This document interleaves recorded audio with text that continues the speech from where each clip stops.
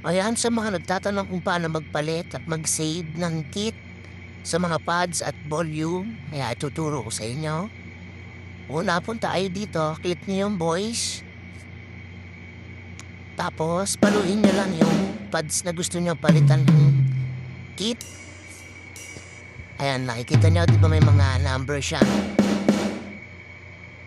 Ngayon, pagka gusto nyo siyang palitan, click nyo lang yung plus or minus. Pili kayo ng gusto nyong tunog. Yan. Ngayon, pag isi-save niyo siya, punta lang kayo sa kit. Click niyo yung kit, tapos pili kayo sa 1 or 2 na preset nyo. Kung saan nyo sa isi-save. Tapos pag isi-save niyo siya, diinan nyo lang yung kit. Ayan.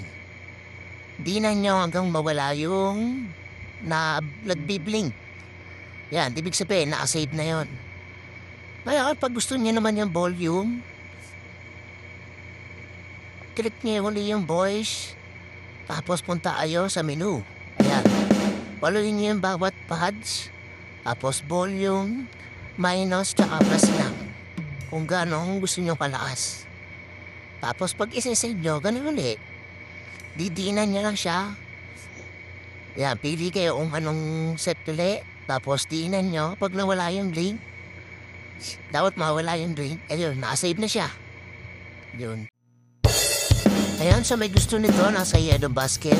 Okay na okay sa bahay, pang practice or gig. Anong ulam?